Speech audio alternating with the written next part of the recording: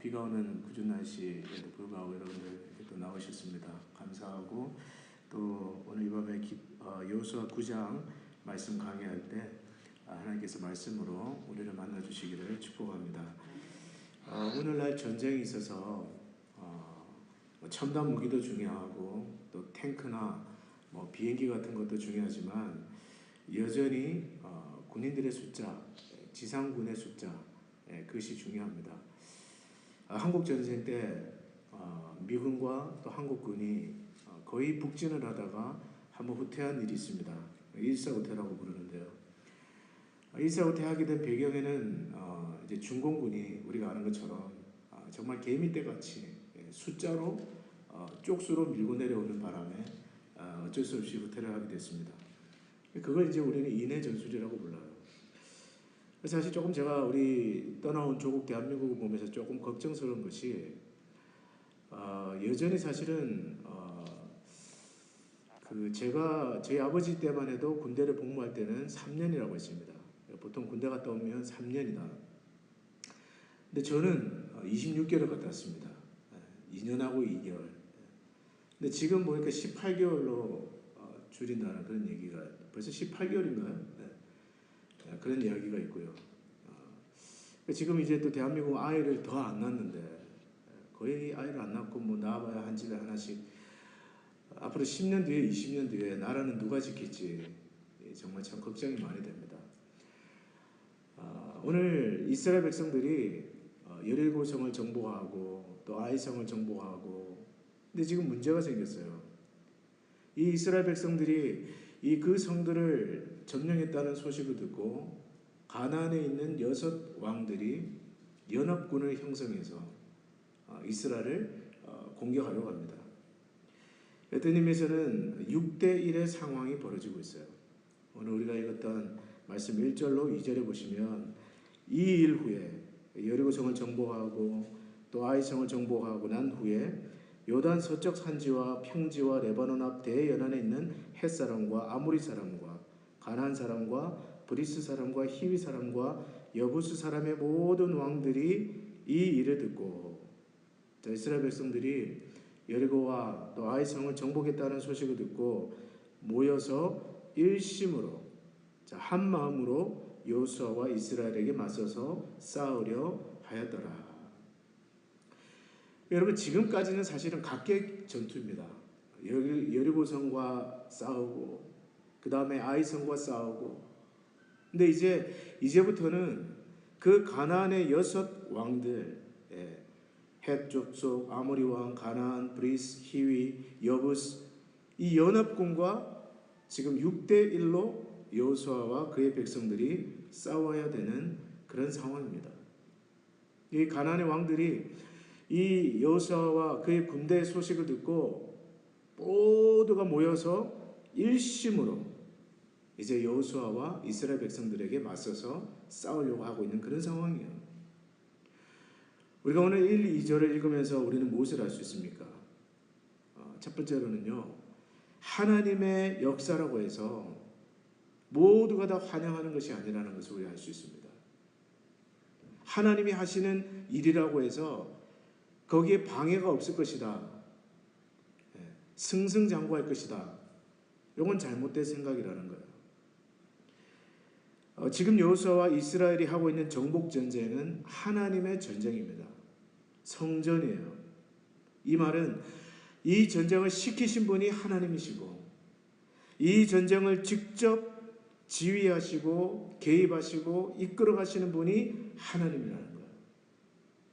여호수아가 그의 군대를 이끌고 가나안 족속을 차례대로 정복해 나가는 것은 일찍이 하나님께서 아브라함에게 주신 약속, 이 약속의 땅을 내게 주리라 하나님의 뜻이 이루어지는 과정이었습니다. 자, 하나님의 뜻이 이루어지는 과정, 하나님이 하신 일이면 여러분 어떻게 해야 돼요? 순종해야 되죠. 모든 이 땅에 사는 인생들이 하나님 앞의 뜻 앞에 보여야 될 마땅한 반응, 그것은 순종입니다. 항복하고 순종하는 것이에요. 두 손을 드는 것입니다. 그러나 여러분, 이 여섯 왕들은 어떻게 합니까? 항복하지 않고 다 같이 모여서 마음을 같이 해서 여호수아와 이스라엘에게 맞서서 싸우려 하더라. 여러분, 여호수아에게 맞서서 싸운다는 것은 하나님을 대적해서 싸운다는 뜻이에요. 여호수아와 그의 군대들을 대항해서 맞서서 지금 싸우겠다고 달려드는 것은 하나님을 대항해서 싸우겠다라는 도전입니다. 여러분, 여기서 우리가 알 수 있는 것은 하나님의 뜻이 이루어지는 일이라고 해서 모든 인생들이 다 박수치고 환영하고 거기에 장애가 없고 문제가 없고 그런 이야기는 성경에 나오지 않습니다. 예수님 당시 여러분 바리새인과 종교 지도자들 한번 보세요. 예수님이 이 땅에 오신 것은 누구의 뜻이었습니까? 하나님의 뜻이었어요. 예수님은 자의로 오신 것이 아닙니다. 하나님께서 보내셔서 하나님의 뜻을 이 땅에 이루시고자 오셨습니다. 여러분, 예수님은 인류에게 주신 하나님의 계시였어요. 예수님이 하나님의 뜻이었습니다. 그런데 여러분, 종교 지도자들과 우리가 주일마다 마가복음을 살펴보고 있지만 바리새인들은 어떻게 했습니까? 예수 그리스도를 죽이려고 했어요. 그 일을 위해서 혼자만 계획한 것이 아니라 헤롯 당과 바리새인과 또 율법사들이 다 모여서 마치 지금 이 가나안의 여섯 왕들이 함께 모여 일심으로 여호수아와 그 군대를 공격하려고 하는 것처럼 예수 그리스도를 죽이려고 했습니다. 그들은 성령을 회방하는 죄를 짓고 있었던 거예요. 여러분, 혹시 여러분들께서 안타까운 마음에 친구나 가족이나 또 직장 동료를 여러분 복음을 전하려고 해보시는 분이 계실 거예요. 내가 예수를 믿어보니까 교회를 다녀보니까 너무 좋아서 내 가족도 내 친구도 꼭 예수 믿었으면 좋겠다. 그러나 여러분, 전도하려면요, 여러분들께서 한 가지 각오를 하셔야 돼요. 무슨 각오냐? 미움받을 각오를 하셔야 됩니다. 오해받을 각오를 하셔야 됩니다. 없던 갈등이 생기는 그런 각오를 하셔야 돼요. 평소에는 그렇게 친하던 친구가 정말 가족처럼 함께 지내고 식사하고 함께 교제하던 그런 분들도요, 예수 믿자, 나랑 같이 교회 가자, 기쁘게 따라올 것 같죠. 그 한마디 듣고 기다렸다는 듯이 나올 것 같죠. 물론 그런 분들도 있겠지만은 여러분, 대부분 그렇지 않습니다. 싫어해요. 심지어는 그 말하는 것조차를 미워합니다. 대들기도 합니다. 혹시 여러분 그런 경험 있으세요? 왜냐하면 영적 전쟁이기 때문에 그래요. 영적인 싸움이기 때문에 그렇습니다. 전쟁이 시작되는 거예요. 여러분이 복음을 전하겠다라고 결심하는 그 순간부터 전쟁이 시작되는 거예요. 마치 가나안의 여섯 왕들이 한 마음으로 모여서 일심으로 여호수아와 이스라엘을 맞서서 싸우려고 하듯이 복음을 전하려는 하나님의 뜻을 행하려는 여러분들을 대항해서 일어날 것입니다. 그래서 여러분, 중요한 것은요, 기도하는 것입니다. 여러분이 누군가를 전도하기를 원하신다면, 또 여러분이 다니고 있는 직장을 복음하기를 원하신다면, 또 우리 교회가 우리가 살고 있는 이 리노에 복음을 전하기를 원한다면 가장 먼저 우리는 기도해야 됩니다. 기도 싸움에서 승리해야 돼요. 여러분, 교회에서 어떤 사역을 할 때도 마찬가지입니다. 여러분 안에는 하나님을 기쁘시게 하려고 하는 거룩한 열망이 있는 줄로 알고 있습니다. 그런 열망으로 여러분 말씀 가운데 기도하면서 어떤 일을 교회 가운데서 해나가려고 할 때 모두가 박수 쳐주고 환영하리라고 생각하지 마세요. 방해가 올지도 모릅니다. 장애가 있을지도 몰라요. 모르는 게 아니라 분명히 있습니다. 왜냐하면 마귀의 가장 기뻐하시는, 마귀가 제일 싫어하는 것은요, 하나님의 뜻이 이루어지는 것입니다. 그걸 마귀가 보지도 못해요. 그래서 여러분, 하나님의 뜻을 행하려고 하는 사람들은 반드시 고난이나 방해나 어떤 대적을 예상을 해야 됩니다. 지금 보세요. 여호수아와 그의 군대들이 전투가 점점 어려워지고 있습니다. 처음에는 여리고성 하나, 그 다음에는 아이성, 그 다음에는 이 가나안의 6 왕들의 연합군과 지금 싸워야 되는, 갈수록 어려워져요. 힘들어져요. 그러니까 여러분 기도하면서 어떨 때는 하나님의 뜻을, 하나님이 여러분에게 어떤 뜻을 주셨습니까? 어떤 감동을 주셨어요. 그러나 그 일들을 해나갈 때 우리는 어느 정도의 반대나 방해나 그런 어려움들을 예상하면서, 그러나 기도하면서 말씀을 붙들고 순종해야 됩니다. 그리고 여러분들께서 교회에서 하는 어떤 일에 반대를 하실 때도 마찬가지예요. 여러분이 교회에서 하는 일을 반대할 수 있습니다. 그렇죠? 반대를 한다는 것, 반대 의견이 있다라는 것, 건강한 사회예요. 교회는 여러분 공상당이 아닙니다. 여기서 제가 수첩 하나 딱 들면 여러분도 다 찬성하는 의미로 빨간 수첩 들고 뭐 이런 거 아니에요, 여러분. 하는 일 반대할 수 있어요. 또 반대가 있는 것이 건강한 것이고 그것이 정상적인 것입니다. 그러나 여러분 반대할 때도 조심하셔야 돼요. 교회에서 어떤 일을 기도하면서 해나가려고 할 때 자칫 잘못하다가는 하나님께서 하려고 하는 그 일에 내가 대적하는 자가 되면 안 됩니다. 무슨 말인지 이해가 되세요? 자칫하면 하나님께서 행하려고 하시는 그 일에 그 뜻을 내가 거스르는 자가 되면 안 된다는 말씀이에요. 여러분 그렇다고 해서 무조건 찬성하라고 하는 뜻은 아닙니다. 그러나 우리가 어떤 반대를 할 때, 반대 의견을 낼 때 우리는 굉장히 신중해야 돼요. 기도하면서 한 번 더 기도해보고. 왜 그렇습니까? 잘못된 동기로, 혹은 나의 어떤 숨겨진 이기심 때문에, 내 욕심 때문에, 혹은 어떤 내 자존심 때문에, 혹은 다른 여러 가지 이유로 하나님이 하시고자 하는 그 일을 반대하면 결국 내가 하나님을 막아서는 결과가 되기 때문에 그렇습니다.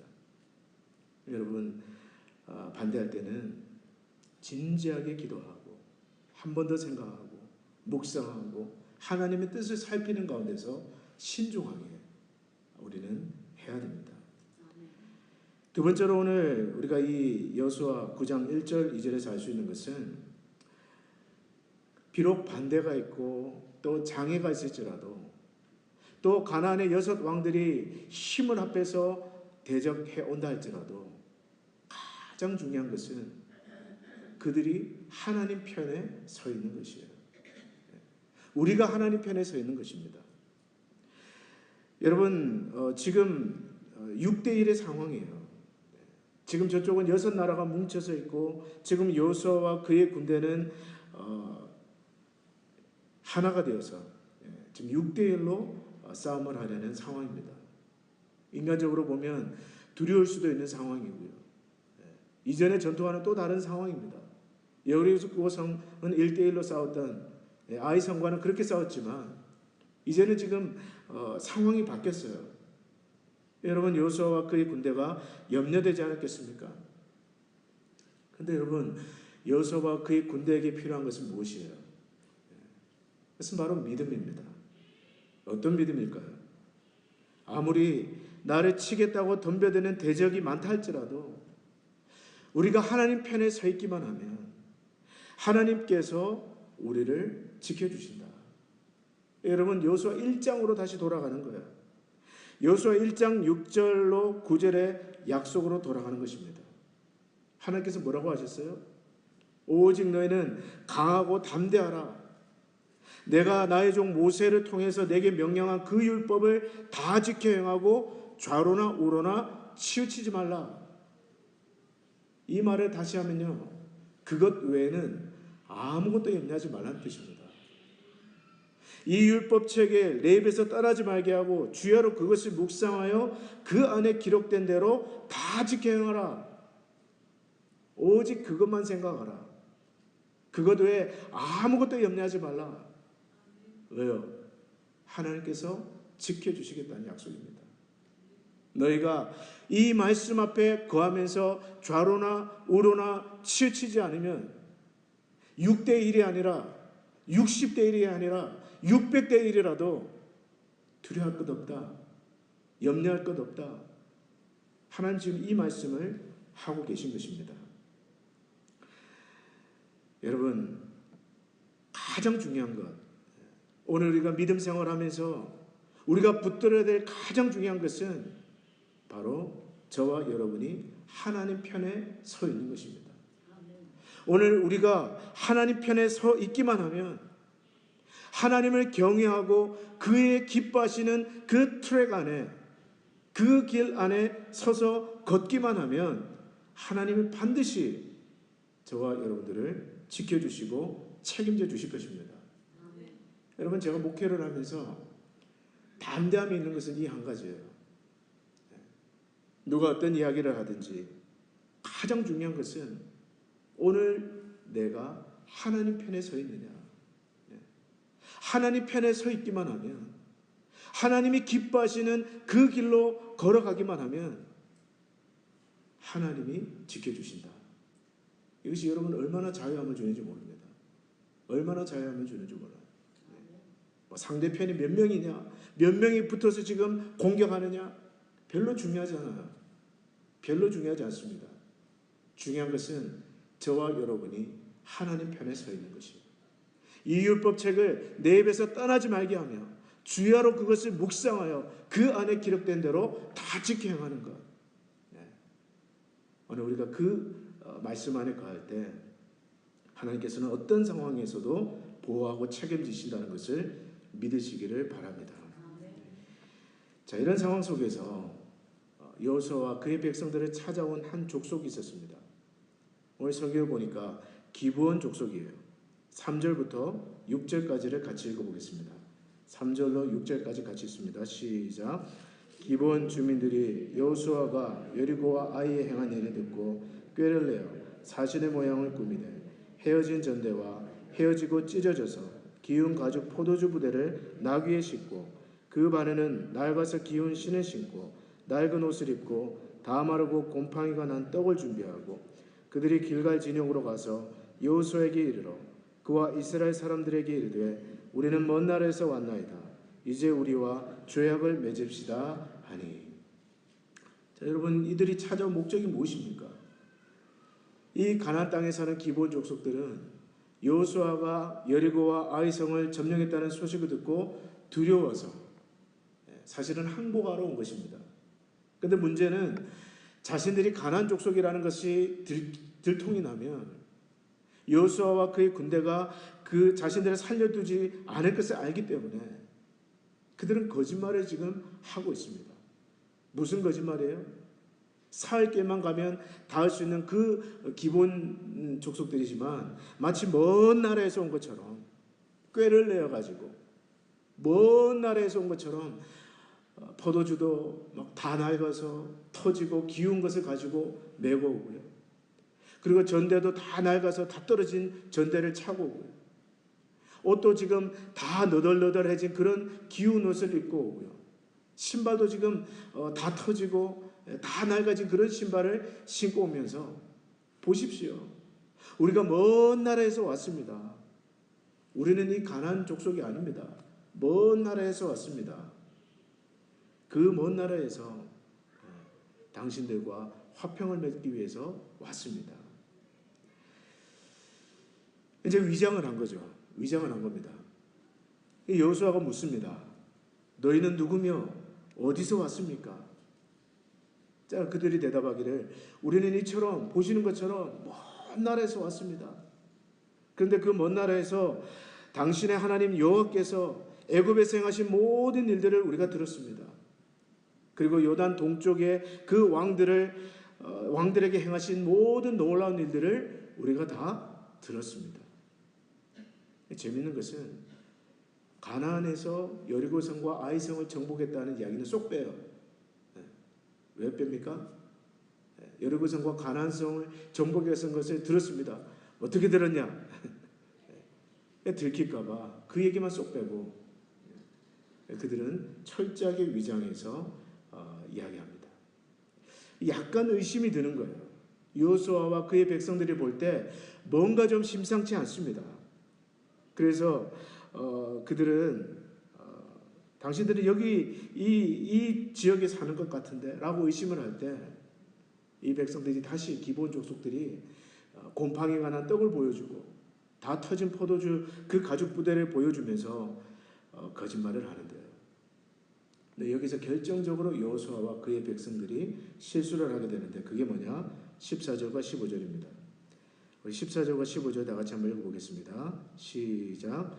무리가 그들의 양식을 취하고는 어떻게 할지를 여호와께 묻지 않고 여호수아가 곧 그들과 화친하여 그들을 살리리라는 조약을 맺고 회중 족장들이 그들에게 맹세하였더라.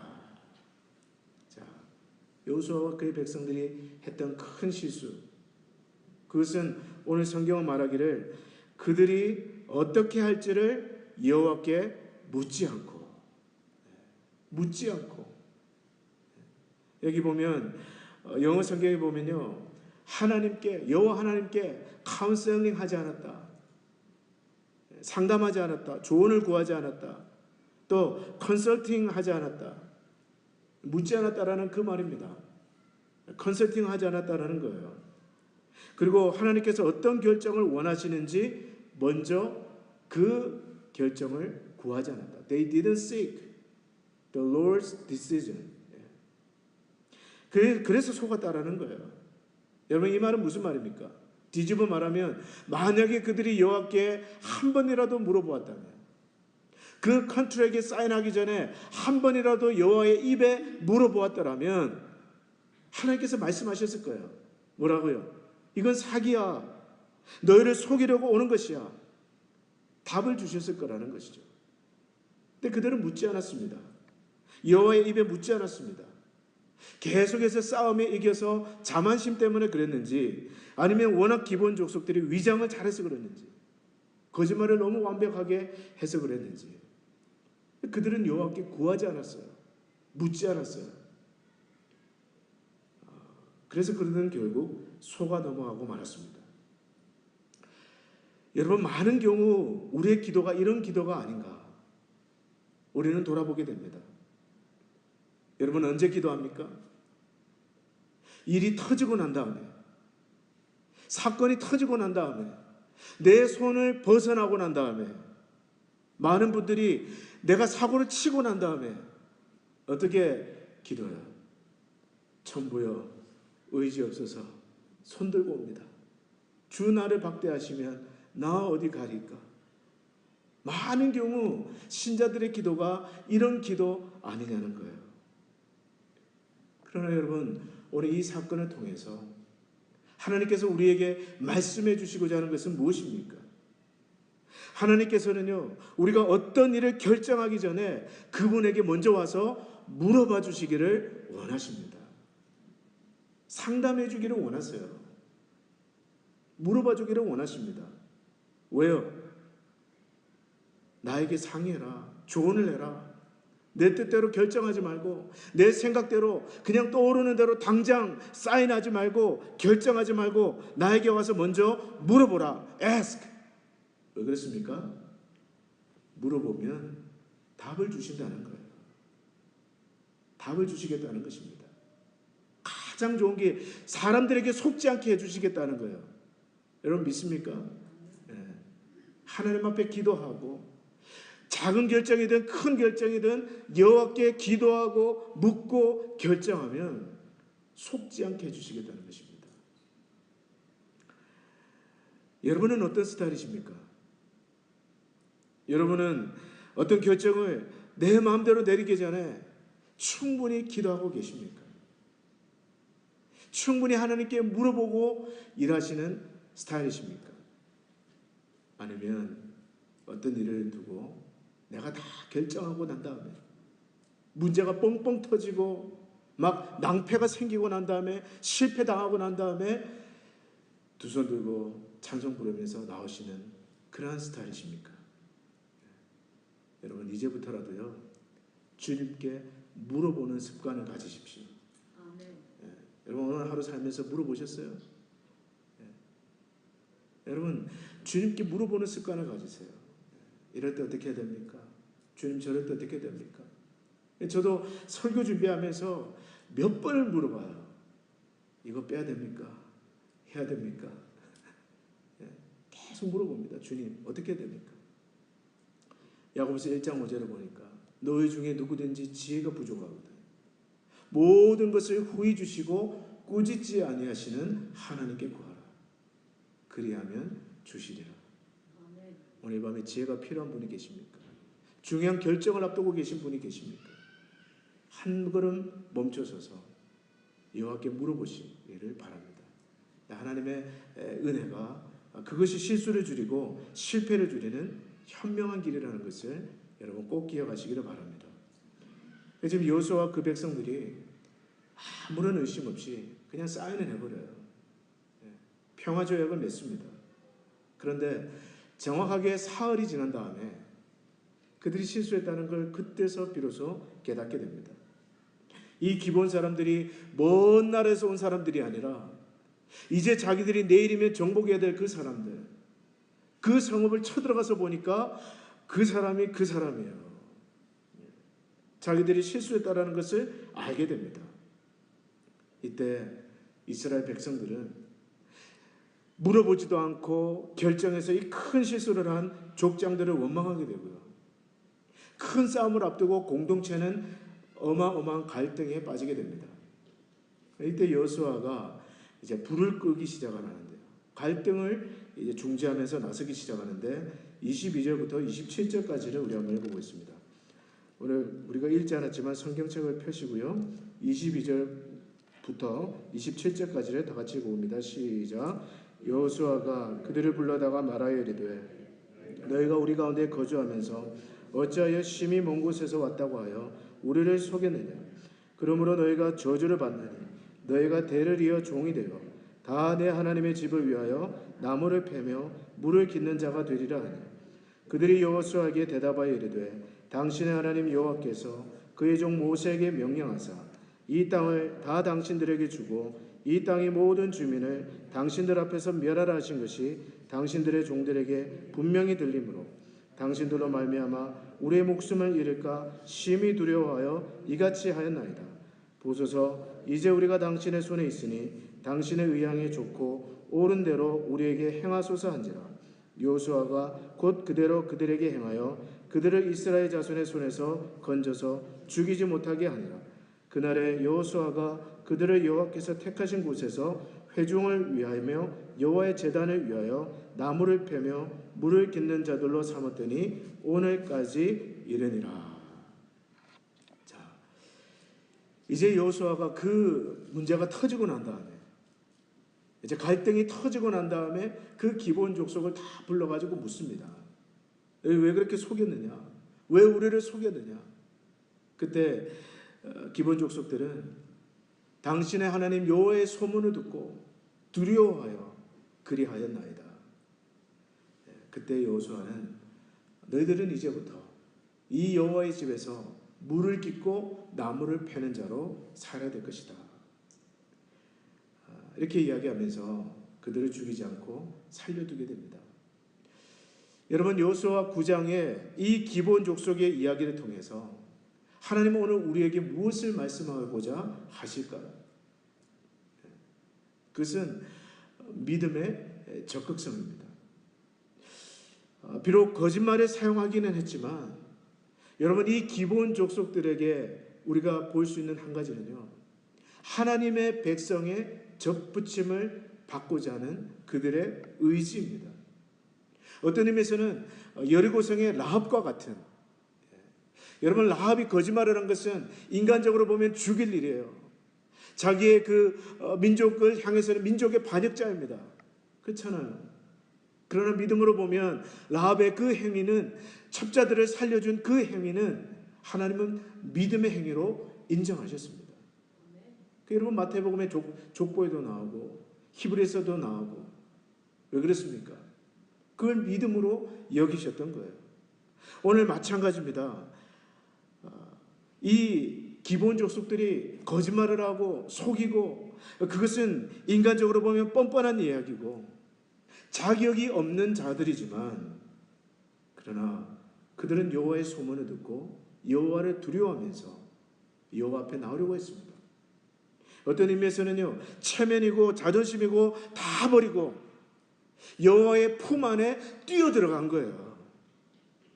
가나안의 여섯 왕들은 여호수아와 전쟁하려고 싸우려고 대적하려고 칼을 들고 항복하지 않았지만 이 기브온 족속들은 체면이고 자존심이고 다 버리고 그냥 여호와의 품에 뛰어들어간 것입니다. 여러분, 이것이 믿음이에요. 여러분, 믿음은 무엇입니까? 나에게 그럴 자격이 있느냐 없느냐 아닙니다. 믿음은 여러분 빈손을 들고 십자가를 붙드는 거예요.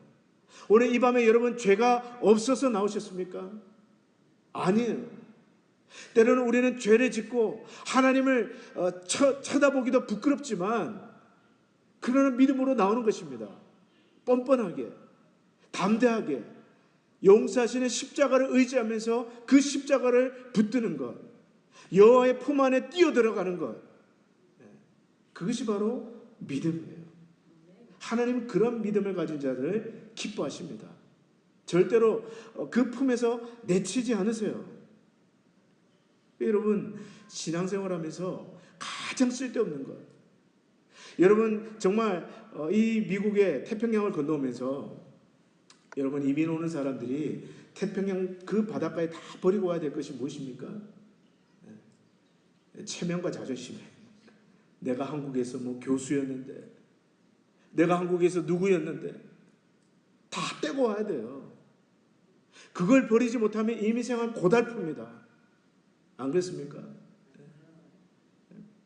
그걸 여러분 이민 초창기에 LA 가면, LA 제가 예전에 섬겼던 교회도 다 이민 초창기에 와서 서울대, 이대 나온 우리 권사님들, 장로님들 다 그 봉제 공장에 가서 바느질하고 다 그렇게 해서 정착하고 자식들 키우고 집 사고 다 하셨잖아요. 그 체면, 자존심 다 버려야 됩니다. 믿음 생활도 마찬가지예요. 누가 믿음이 성장하느냐? 그냥 교회만 다닌다고 해서 믿음이 자라는 건 아닙니다.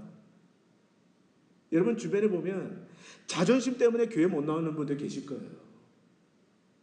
오늘 이 설교를 들으시는 분들 중에 그런 분 계시면 그 자존심 버리세요. 체면 때문에 교회 못 나오는 분들 계실 거예요. 하나님 못 만나는 이유는 그것입니다. 체면 때문에.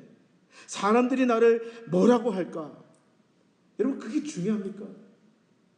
중요하지 않습니다. 체면보다 더 중요한 것이 여러분 믿음이라는 것을 꼭 기억하시기를 바랍니다. 오늘 기브온 족속처럼 뻔뻔하게 체면과 자존심 다 내려놓고 여호와의 품 안에 뛰어들어가듯이, 여러분 도피성 안으로 뛰어들어가듯이, 구약에 도피성이 나오잖아요. 도피성이 무엇입니까? 자기도 모르게 실수로 사람을 죽이고 그 목숨을 구제받고자 달려가는 것이 도피성이잖아요. 그 도피성에 뛰어들어간 사람들이 여러분 팔자걸음으로 걸어가겠습니까? 배를 뚝 내밀고 걸어가겠어요? 죽을 힘을 다해서 달려갈 것입니다. 생명을 건지기 위해서. 우리가 십자가 앞에 나올 때도 그렇게 나와야 되는 거예요. 교회로 나올 때도 그렇게 나오는 사람은 하나님 반드시 은혜를 주실 줄 믿습니다. 그냥 나와도 되고 안 나와도 그만이고, 그런 여러분 정신으로 신앙생활 하지 마십시오. 이왕 신앙생활하는 것, 여러분의 믿음의 적극성을 가지고 신앙생활 하기를 바랍니다. 뒤에 앉지 마세요. 뒤에 앉아있는 분은 오늘은 괜찮습니다. 이왕 믿음 생활한 것, 우리 이 앞에 계신 우리 세 분처럼 앞에 나와서 나는 목사님만 보겠다. 목사님을 통해서 여러분 옆에 사람이 무슨 백 가져왔는지 쳐다보고 그런 거 여러분 생각하지 마세요. 저는 이번에 이제 다음 주에 시애틀에 시애틀 형제의 컨퍼런스를 참석합니다만은 지금 기도하는 거 그거예요. 하나님, 거기에 참여하는 120명의 목회자들 중에 제가 가장 큰 은혜를 받게 하여 주시옵소서. 제가 그렇게 기도하고 있습니다. 체면이고 뭐 자존심 따지고 뭐 내가 이 질문하면 사람들이 나를 어떻게 생각할까? 저 이런 거 생각하지 않아요. 다 버리고 하나님, 제가 가장 큰 은혜를 받기를 원합니다. 부흥회도 마찬가지예요, 여러분. 체면, 자존심 다 버리고 제일 앞자리에 오셔서 앉으셔서 은혜 받으시기를 바랍니다. 정말 뒤집어지는 은혜. 여러분 인생에 지금까지 받았던 것보다 어떤 것으로도 비교할 수 없는 가장 큰 은혜를 받으시는 주인공들이 여러분이 되시기를 축복합니다. 결단하셔야 돼요. 결단하셔야 돼요. 오늘 기본 족속들처럼 아무것도 생각하지 말고 딱 한 가지, 하나님 만나야 되겠다. 영적으로 살아야 되겠다. 내가 살아야 되고 우리 가정이 살아야 되겠다. 여러분 그 하나만 생각하면 무슨 다른 걸 생각합니까? 오늘 말씀 맺겠습니다. 여러분 주변에 아무리 대적이 많아도, 모든 사람들이 편에 되어서 여러분을 친다 할지라도 여러분이 하나님 편에 서 있기만 하면 아무것도 염려할 필요가 없습니다. 여러분은 하나님이 책임지십니다. 하나님이 보호하십니다. 그러므로 여러분, 내가 하나님 편에 서 있는가? 오늘 나는 말씀의 편에 서 있는가? 그것을 가장 소중하게 여기시기를 바랍니다. 무슨 일을 하든지 일을 저지르고 난 다음에 기도하지 마시고요. 사인하기 전에, 결정하기 전에, 그 일을 시작하기 전에 먼저 충분히 기도하십시오. 그리고 기도하는 일을 해나가는 중에서도 기도를 의지하시고요. 그 일이 끝난 다음에는 하나님 앞에 감사함으로 기도하는 여러분이 되시기를 바랍니다. 믿음에 있어서 뒤로 물러서지 마십시오. 오늘도 여호와 하나님은 여러분을 향해서 두 팔을 활짝 펴고 있다는 것을 기억하시고요. 그 여호와의 품에 힘차게 뛰어가십시오. 체면을 버리세요. 자존심을 버리세요. 여호와의 품 안에 힘껏 뛰어가서 안기십시오. 하나님께서 큰 은혜로 여러분들을 축복하실 것입니다. 기도하겠습니다. 하나님 아버지, 오늘도 주의 이 말씀 앞에 우리 자신을 돌아보기를 원합니다. 때로는 우리 주변에 많은 문제들이 있고 많은 대적이 둘러 진친다 할지라도 오늘 우리가 하나님 편에 서 있기만 하면 하나님 반드시 우리를 책임지시고 보호하시고 지키시고 인도하실 줄로 믿습니다. 사람을 두려워하지 않게 하시고 문제를 두려워하지 않게 하시고 하나님과의 관계를 가장 소중히 여기는 믿음의 자녀들이 되게 하여 주시옵소서. 우리에게 기도할 마음을 주셔서 어떤 것을 저지르고 행동하고 난 다음에 기도의 자리를 찾기보다는 먼저 주님 앞에 기도하며 그 순종하는 주의 백성들이 될 수 있도록 인도하여 주시옵소서. 예수 그리스도 이름으로 축복하며 기도합나이다.